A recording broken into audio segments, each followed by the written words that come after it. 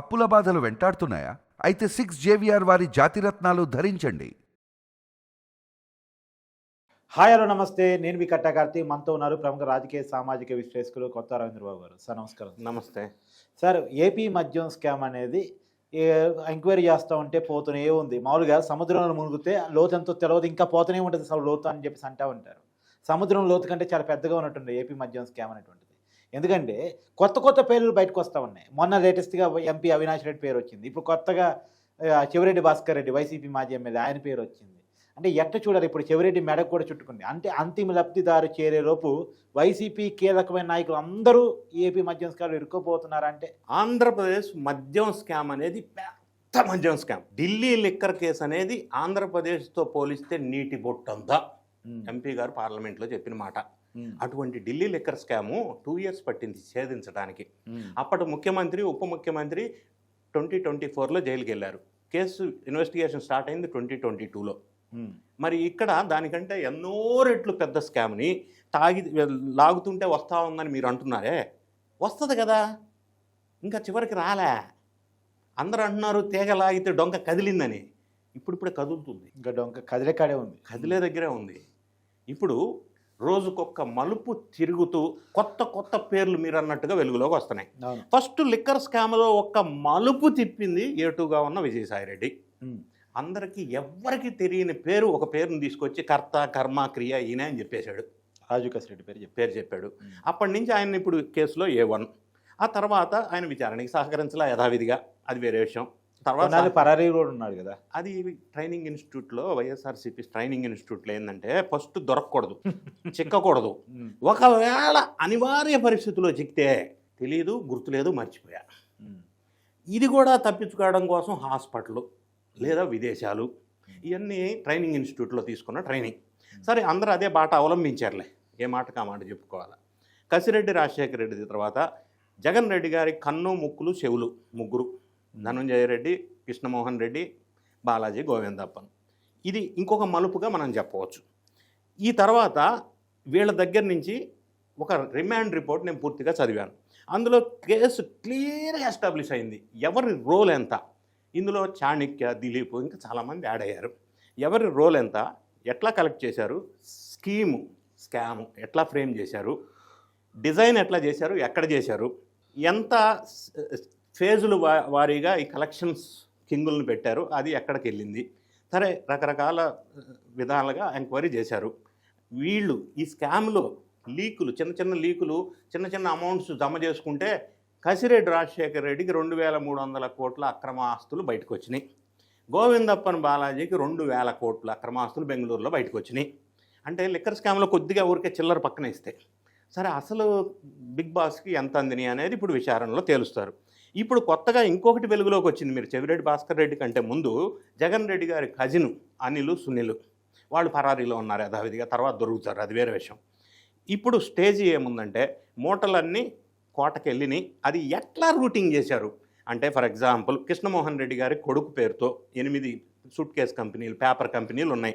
ఇవన్నీ ఇటువంటి పేరు కోసం పెట్టిన కంపెనీల ద్వారా కిక్ బ్యాక్స్ రావటం, బంగారము, రకరకాల వస్తు రూపంలో, బిజినెస్ రూపంలో ఇన్వెస్ట్మెంట్స్ అటు మారినాయి. అదంతా ఎస్టాబ్లిష్ అయిపోయింది కేసు. ఇప్పుడు తేలిన అంశం ఏంటంటే, లిక్కర్ స్కామ్లో వసూలు చేసిన పైసలు వైఎస్ఆర్ కాంగ్రెస్ పార్టీలో ఎలక్షన్లో కాంటెస్ట్ చేసిన కొంతమందికి జనానికి డబ్బులు పంచడం కోసం, ఎలక్షన్ ఎక్స్పెన్సెస్ కోసం వాడారు. రాజకాశిరెడ్డి డ్రైవర్ శ్రీకాంత్ హైదరాబాద్ నుంచి కారులో ఆ మూటలు తీసుకొని సూర్యాపేట వరకు వెళ్ళటం, ఆయన బాధ్యత అంతవరకే. సూర్యాపేట నుంచి Chevireddy Bhaskar Reddy driver, AR constable Giri, ఆయనకి హ్యాండ్ ఓవర్ చేయటం, అక్కడి నుంచి ఆయన చెవిరెడ్డి భాస్కర్ రెడ్డికి అమౌంట్ అందజేయటం. అప్పట్లో ఈ ఎలక్షన్ మూమెంట్లో 8 కోట్లు దొరికినట్టుగా అప్పట్లోనే బయటకు వచ్చింది. అప్పటికి లిక్కర్ స్కామ్ కథ బయటికి రాలే. కంటైనర్ తీసుకొచ్చేవారట్టుగా డబ్బులు, అది సెకండరీ, ఇది ఫస్ట్. ఇది బయటకు వచ్చినప్పుడు వీళ్ళు ఎలక్షన్లో బయటకు వచ్చింది కాబట్టి అదేదో రిప్లైలు, జస్టిఫికేషన్ అది అయిపోయింది. రెండోది, కంటైనర్లో మీరు చెప్తున్నట్టు చెప్పేది ఏంటంటే 350 కోట్ల నుంచి 500 కోట్ల వరకు కంటైనర్లో వెళ్ళినాయి. అది చెవిరెడ్డి భాస్కర్ రెడ్డి. ఈయన ఎందుకంటే ఈయన కొడుక్కి చంద్రగిరి ఎమ్మెల్యే పదవి టికెట్ ఇప్పించుకున్నాడు, ఆయన ఓడిపోయాడు, అది వేరే విషయం, పులపర్తి నాని మీద. ఈయన ఒంగోలు ఎంపీగా పోటీ చేయవలసిన పరిస్థితి ఏర్పడింది. కాబట్టి మరి ఈయనకి ప్రామిస్ చేసినట్టుగా ఈ లిక్కర్ స్కామ్లో అమౌంట్ ఈయనకి ముట్టని ఒక కంటైనర్ అనేది వెలుగులోకి వస్తూ ఉంది. ఈయనతో పాటుగా ఇంకా కొంతమంది రాయలసీమ ప్రాంతానికి చెందిన ఎంపీలకు కూడా ఈ కంటైనర్లు వెళ్ళినట్టుగా వెలుగులోకి వస్తుంది. కొద్ది రోజుల్లో అది బయటకు వస్తుంది, అది వేరే విషయం. ఇప్పుడు కంటైనర్ ఎక్కడికి పోయాయి సార్? వీళ్ళ ఎలక్షన్ అది కాంటెస్ట్ చేస్తున్నారు కదా, వాళ్ళకి డిస్ట్రిబ్యూషన్ వాళ్ళు ఎంత పెట్టారు, అందులో ఎంత తిన్నారనే డిఫరెంట్ సబ్జెక్ట్. మీరు ఆయన్ని నా చేత చెప్పించకండి, బాగోదు, అస్సలు బాగోదు. అయితే ఇంకొక విషయం, ఈ చెవిరెడ్డి భాస్కర్ రెడ్డి మొన్న ప్రెస్ మీట్ పెట్టి ఆయనంతట ఆయనే లిక్కర్ స్కామ్, అప్పటికి నిజంగా ఓపెన్ గా పేరు చెప్పలేదు, నాకు కూడా తెలియదు అసలు ఆయన ఇన్వాల్వ్ అయ్యాడు అని ఆయన ప్రెస్ మీట్ ద్వారా నాకు తెలియవచ్చింది. అంటే ఆయన అంతటా ఆయన ప్రెస్ మీట్ పెట్టి లిక్కర్ స్కామ్లో నన్ను అరెస్ట్ చేస్తారు, నేను రెడీగా ఉన్నా, సిద్ధమయ్యా, నేను ఇంట్లో కూడా చెప్పేశా. ఎందుకు ఆందోళనతో కూడిన భయం వల్ల వచ్చిన ఫ్రస్ట్రేషన్లో ప్రెస్ మీట్లో పెట్టి చెప్పాడా, లేకపోతే ఎలాగూ అరెస్ట్ చేస్తారు కదా ముందుగానే చెప్తే తర్వాత సింపతి వస్తుందని చెప్పాడా, లేదు అరెస్ట్ చేసిన తర్వాత శ్రేణులు ఉద్యమించండి అని హెచ్చరికగా చెప్పాడా, లేదు శాంతి భద్రతల సమస్య సృష్టించాలని చెప్పాడా? ఇన్ని రకాల కోణాల్లో ఆయన చెప్పవలసిన అవసరం ఏంటి? అంటే మొన్న జగన్మోహన్ రెడ్డి గారు కూడా నన్ను కూడా అరెస్ట్ చేసుకొని విజయవాడలోనే ఉన్నా అని చెప్పాడు. ఆ రోజు ఈవినింగ్ బెంగళూరు వెళ్ళిపోయాడు. ఈయన కూడా నన్ను కూడా అరెస్ట్ చేసుకోండి, ఇక్కడే ఉంటా అందుబాటులో అని చెప్పాడు. మరి ఉన్నాడా? కాకాని గోవర్ధన్ రెడ్డి కూడా అదే చెప్పాడు, బెంగళూరులో రిసార్ట్లో దొరికాడు. ఓకే, ఇది అంత ఫార్ములా. ఇంకొక విషయం, ఈ చెవిరెడ్డి భాస్కర్ రెడ్డి ఎందుకు భయపడుతున్నా అంటే, ఈయన మీద ఇప్పటికే చాలా కేసులు ప్రాథమిక దర్యాప్తు స్టేజ్లో ఉన్నాయి. ఆయన మీద పోక్సా కేసు కూడా ఒకటి ఉంది. ఎస్, ఎలమంద అనే ఒక గ్రామంలో ఒక అమ్మాయి మీద చేసిన అకృత్యమైన చేసిన పనుల వల్ల పోక్సో కేసు ఒకటి ఈయన మీద రిజిస్టర్ అయ్యి ఉంది.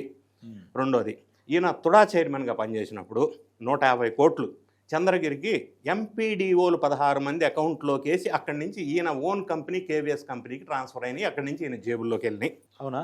150 కోట్లు ఎంపీడీఓ అకౌంట్లో వేసి ఎస్, అక్కడి నుంచి ఆయన కంపెనీకి ట్రాన్స్ఫర్ చేసుకున్నాడు. ఈ విషయం ప్రస్తుత తుడా చైర్మన్ తులసి కంప్లైంట్ ఇచ్చాడు. విజిలెన్స్ అండ్ ఎన్ఫోర్స్మెంట్ వాళ్ళు విచారణలో ప్రాథమికంగా తేల్చేశారు. ఇంకొకటి, తుమ్మలకుంట అని చెప్పి చంద్రగిరి ఆయన పరిధిలో ఒక పెద్ద చెరువు ఉండే, ఇప్పుడు లేదు, తినేశాడు, మాయం చేశాడు, భూ కబ్జా. దాని ఏది ప్లే గ్రౌండ్గా మారుస్తామని చెప్పేసి అవన్నీ తుడా ఫండ్స్. దాంతోపాటుగా జగనన్న కాలనీలో అది కొన్న రేటు ఒకటి, గవర్నమెంట్ నుంచి తీసుకున్న రేటు ఒకటి. ఇదే కాకుండా భూ కబ్జా కేసులు ఇప్పుడు వెలుగులోకి వస్తూ ఉన్నాయి. సో ఇవన్నీ కేసులు లైన్లో ఉన్నప్పుడు ఈయన భయంతో ఎందుకు ప్రెస్ మీట్ పెట్టాడు అంటే, గతంలో వల్లభనేని వంశీకి ఒక కేసులో అటెండ్ అయితే కోర్టుకి నుంచి జైలుకి 1 by 1 పీటీ వారెంట్లో వచ్చి లాంగ్ జైలు జీవితం గడిపిస్తున్నాడుగా. అట్లానే గతంలో పోసాని కృష్ణమురళి. ఇప్పుడు ఈయన పరిస్థితి కూడా ఎందుకు భయపడుతున్నాయంటే, ఈ లిక్కర్ స్కామ్లో కనుక ఈయన ఒకవేళ విచారణకు వెళ్ళి రుజువు అయ్యి జైలు జీవితం స్టార్ట్ చేస్తే ఈ కేసులన్నీ 1 by 1 పీటీ వారెంట్ ఎగ్జిక్యూట్ అవుతాయి. తర్వాత ఈయన పరిస్థితి కూడా మిగతా వాళ్ళ పరిస్థితి లాగా అవుతుంది. ఆ భయం వల్ల ఈయన ఓపెన్గా ముందుగానే భయపడి ప్రెస్లో చెప్తా ఉన్నాడు. ఈయనతో పాటుగా ఇంకా ఎవరెవరికి ఎలక్షన్లో ఈ కంటైనర్లు వెళ్ళి, ఒకసారి చెవిరెడ్డి భాస్కర్ రెడ్డి కనుక అరెస్ట్ అయితే బయటికి రావటం అనేది అంత ఈజీ కాదు, అనేక కేసులు ఉన్నాయి కాబట్టి అది నేను చెప్పొచ్చే అంశం, అది క్లియర్. ఇంకొకటి ఏంటంటే, ఈ చెవిరెడ్డి భాస్కర్ రెడ్డితో పాటుగా ఇంకా ఎంతమందికి ఈ అమౌంట్ చేరింది ఒకటి, ఇది దీంతో పాటుగా ఇదంతా బ్రెయిన్ బిగ్ బాస్ ఎవరు, అంతిమ లబ్ధిదారు ఎవరు అనేది ఇంకా తేలవలసిన అంశం ఉంది సిట్టుకి. కాబట్టి లాగితే డొంక ఇంకా వస్తూ ఉందని అంటున్నాను నేను. అంటే ప్రజలకు అర్థమైంది అనుకుంటున్నాను నేను.